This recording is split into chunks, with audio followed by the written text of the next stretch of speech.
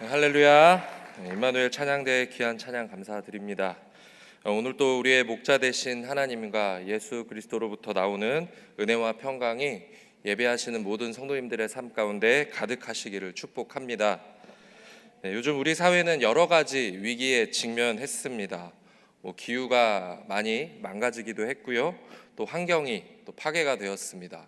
그리고 저출산의 문제까지 여러 가지 사회경제 측면에서 사람들은 우리의 미래가 불안하다라고 이야기를 합니다. 이와 같은 위기를 극복해내기 위해서는 이전에 없는 새로운 개념들이 우리에게 제시되고 있는데요. 지속 가능성이라는 말 들어보셨습니까? 지속 가능성이란 말은 특정한 상태를 유지할 수 있는 능력, 그것을 이야기합니다. 쉽게 이야기하면 현재만 우리 바라보지 말고 미래를 좀 더 생각하고 행동하자라는 말입니다. 지속 가능성에 대한 논의는 교회 안에서도 이루어질 수 있다라고 생각을 합니다. 우리 교회가 미래의 어느 날에도 존재할 수 있다면 그것만큼 좋은 일도 없을 것이기 때문입니다. 올해가 2024년이니까 100년 뒤에 2124년에도 명문교회가 여전히 많은 사람들에게 복음을 전파하고 삶의 위로를 주는 교회로 존재하기를 기대하고 소망합니다.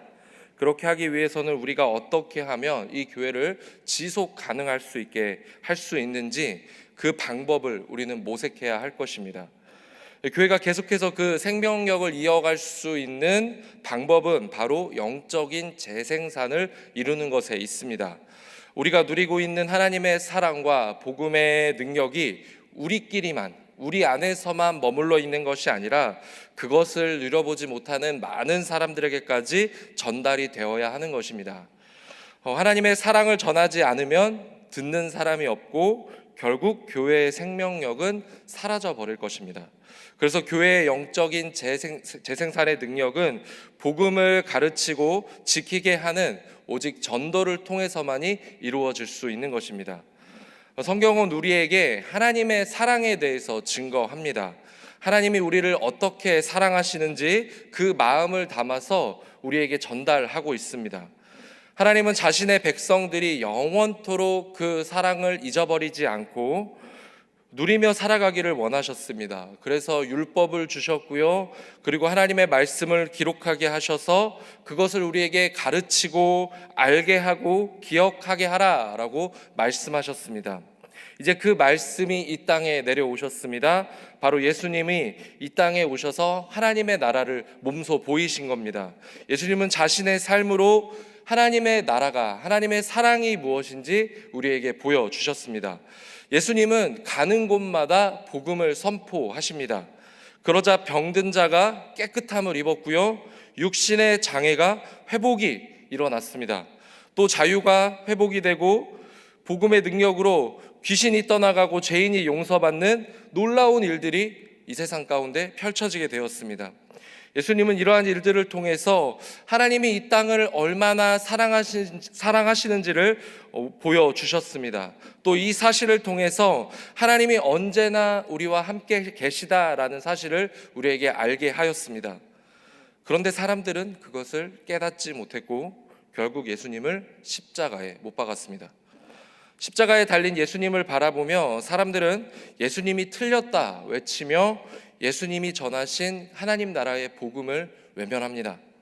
하지만 하나님은 예수님을 죽은 자 가운데서 다시 살리셨습니다.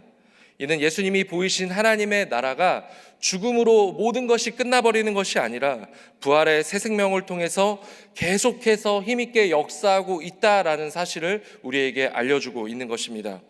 예수님의 죽음과 부활은 하나님의 사랑이 여전히 우리를 향해 있으며 세상의 그 어떤 것으로도 우리를 그 하나님의 사랑에서 끊어낼 수 없다라는 놀라운 사건으로 우리에게 다가옵니다. 예수님의 제자들은 예수님의 죽으심을 보며 하나님의 나라가 실패했다고 여겼습니다. 하지만 부활하신 예수님을 만난 이후에 하나님의 나라에 대한 확신을 갖게 되었습니다.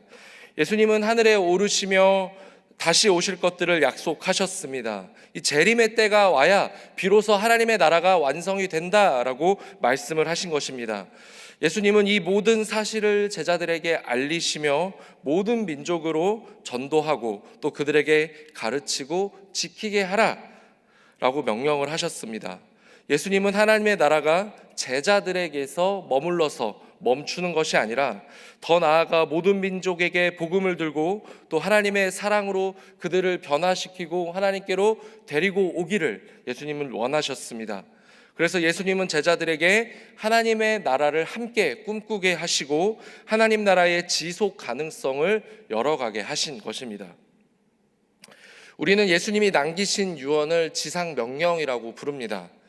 먼저 제자들을 향해 선포된 말씀이지만 제자들의 전도를 통해서 복음을 듣는 모든 사람들에게까지 이어지는 지극히 높은 명령입니다. 이 말씀은 민족과 나라의 경계를 뛰어넘고 시대와 역사를 초월하여 지금 우리에게까지도 적용이 되어야 하는 가장 높은 곳에서 주어진 사명으로 우리는 받아야 합니다. 사도 바울은 이 사명을 자신의 평생을 통해서 실천하였습니다. 그는 거침없이 세상을 향해 전진하며 자신이 멈춰선 그곳에서 예수님에게서 나타난 하나님의 사랑과 구원을 전파하였습니다. 그 덕분에 많은 사람들이 복음을 듣고 하나님의 나라를 받아들이고 예수님을 영접하였습니다. 그리고 그들의 삶이 변화되기 시작하였습니다. 많은 영혼이 주께 돌아오는 놀라운 역사가 일어나고 하나님께 영광이 되었습니다. 그런데 바울의 전도가 날마다 성공한 것은 아닙니다. 때로는 바울은 사람들로부터 외면을 받아야 했고요. 또 어떤 날은 갖은 폭력과 사고로 인해 목숨을 잃을 뻔하기도 하였습니다. 그럼에도 불구하고 바울은 이 복음을 전하는 일들을 결코 멈추지 않았다는 것입니다. 바울이 그렇게 할 수 있었던 이유가 무엇일까요? 바로 예수님을 통해서 하나님의 사랑을 바울이 보았기 때문입니다. 그 사랑이 우리의 유일한 소망이 되며 이 세상을 회복시킬 유일한 구원이라는 것을 바울은 확신했습니다.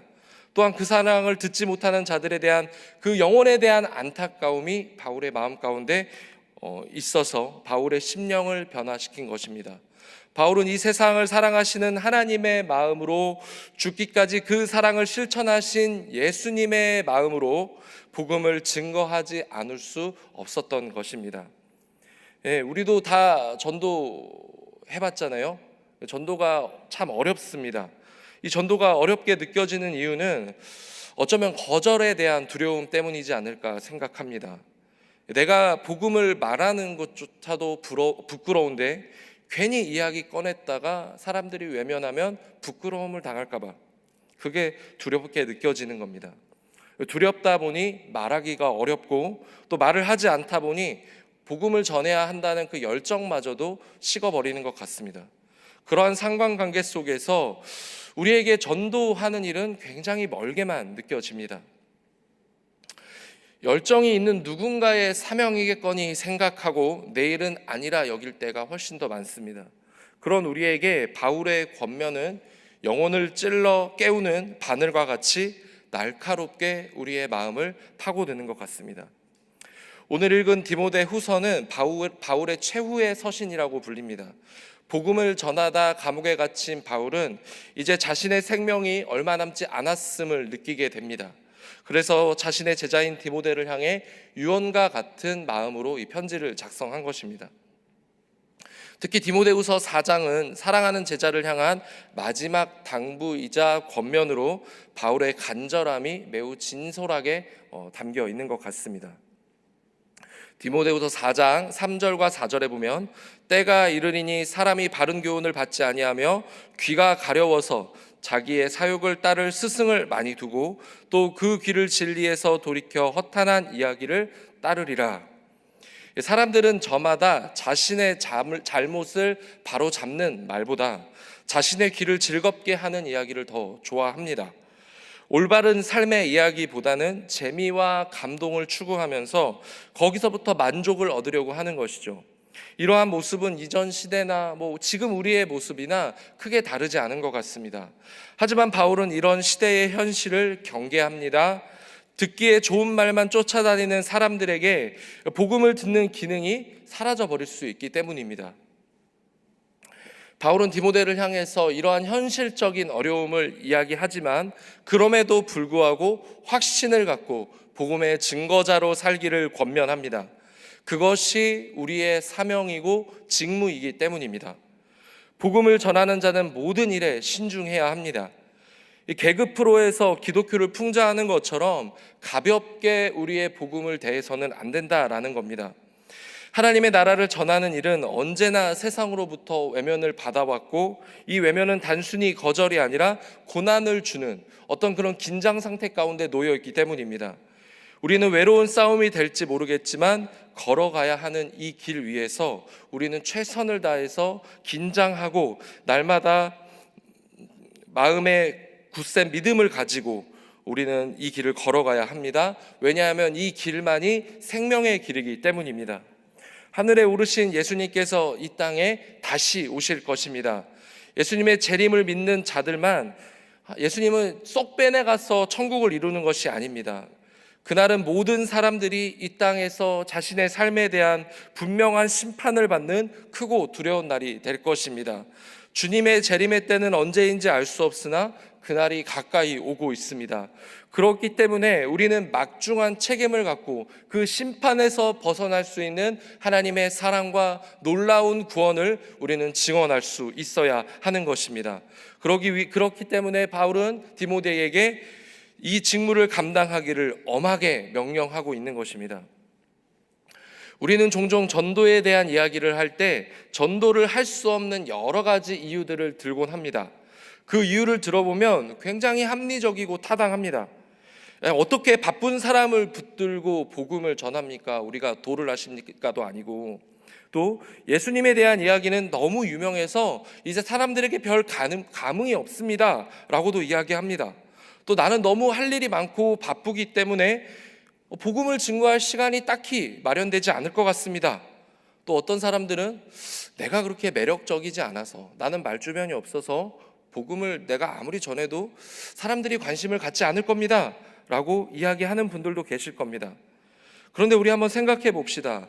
듣는 사람이 없다고, 내가 바빠서 전하지 않으면 누가 이 복음을 듣고 주님께로 돌아올 수 있겠습니까? 그래서 바울은 우리에게 선포합니다. 2절 말씀에 너는 말씀을 전파하라. 때를 얻든지 못 얻든지 항상 힘쓰라. 어느 때에라도 복음을 증거할 수 있도록 늘 준비하고 힘쓰라 라는 이야기입니다. 이 부분에 대해서 어떤 성경의 번역자는 이렇게 이것을 이렇게 번역을 하는데요. 너는 말씀을 전파하라. 적절한 상황이든 부적절한 상황이든 예비하라. 복음을 전할 만한 때라는 게 있습니까? 아니요, 복음을 전할 만한 때는 없습니다. 이 상황은 적절할 수도 있고 부적절할 수도 있는 것입니다. 정해진 것이 없기 때문에 복음을 전할 만한 때는 바로 우리가 만들어 가야 하는 것입니다. 따라서 이 말씀은 아무 때나 시도 때도 없이 세상을 향해 외치라는 명령이 아니라 복음을 증거할 수 있는 그 때를, 적절한 상황을 만들어내는 지혜가 우리 가운데 필요하다라는 것을 역설하는 것입니다. 전도는 영혼과의 만남입니다. 타인과의 관계 속에서 그들의 삶을 향한 도전과 권면이 이루어지는 것, 그게 복음의 선포입니다.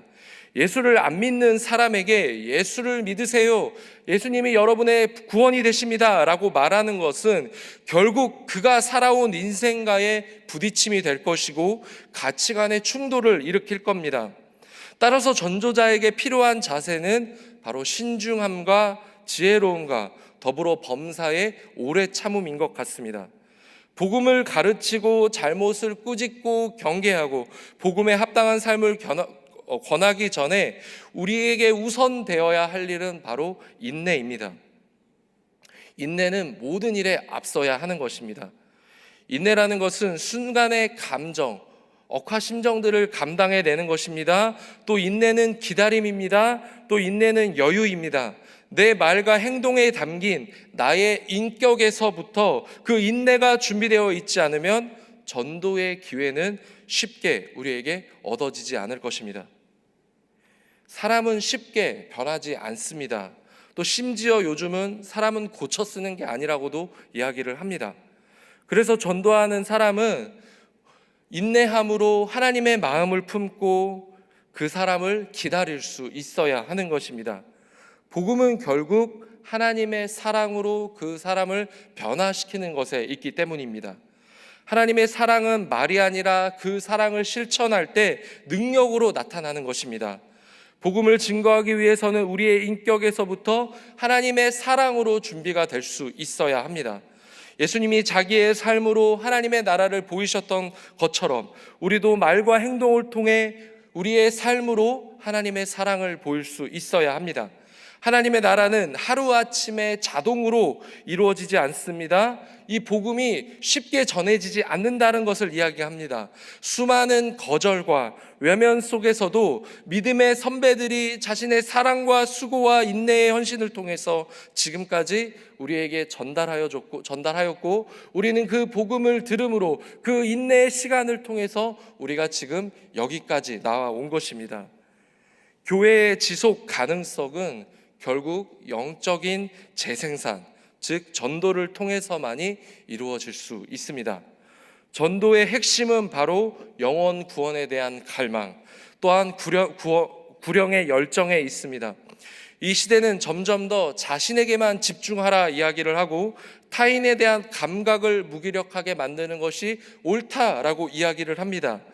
그런데 영혼에 대한 관심이 사라진다면 전도라는 것은 늘 교회가 여러분에게 요구하는 불편한 사역들 중에 하나가 되고 말 것입니다. 우리는 그러한 시대 정신을 경계해야 합니다. 아들을 보내시기까지 이 땅을 사랑하셨던 그 하나님의 마음을 우리가 갖기를 축복합니다. 영혼을 사랑하는 마음이 내 안에서부터 일어날 수 있게 해달라고, 그 영혼을 향해서 인내하며 품고 그 영혼을 변화시킬 수 있도록 하나님 내 마음부터 변화시켜 주시옵소서 하는 기도가 우리 가운데서 먼저 일어나야 합니다. 그리고 우리의 눈을 떠서 내 주변을 돌아보고 과연 나는 누구를 전도해야 하는가, 나는 누구를 주님의 품으로 돌려야 하는가, 그 결단과 발견이 우리 가운데 있어야 하는 줄 믿습니다. 지금 내 주변에 누군가에게 복음이 필요하다고 느끼는 그 순간이 비로소 전도가 시작되는 순간이라 생각합니다. 전도를 할 만한 상황이란 건 없습니다. 하지만 우리는 전도를 해야 할 상황을 만들어야 하고 때를 얻든지 못 얻든지 그 이유를 계속해서 찾을 수 있어야 합니다. 그리고 우리의 입을 통해서 예수님의 생명을 전할 수 있어야 합니다. 우리의 삶으로 그 생명이 진짜 이미 증명되어야 비로소 사람들이 우리의 모습을 보고 하나님의 나라를 경험하게 될 것입니다. 거절당한다 하더라도 오래 참으며 그 영혼을 위하여 기도하며 기다릴 수 있는 것, 그게 바로 전도자가 해야 될 일입니다. 전도는 쉽지 않지만 영혼에 대한 그 사랑만이 그 어려운 일들을 해낼 수 있는 능력으로 우리를 세워갈 것입니다. 올 한해 교회가 이루어야 할 목표가 무엇입니까? 바로 교회여 일어나 세상으로 흘러가라 입니다. 여러분이 세상 가운데로 흘러가셔서 또 그곳에 서 계신 그 자리가 바로 여러분이 복음을 증거해야 할 자리인 줄 믿습니다. 그곳에서 여러분을 통해 복음이 증거되기를 축복합니다.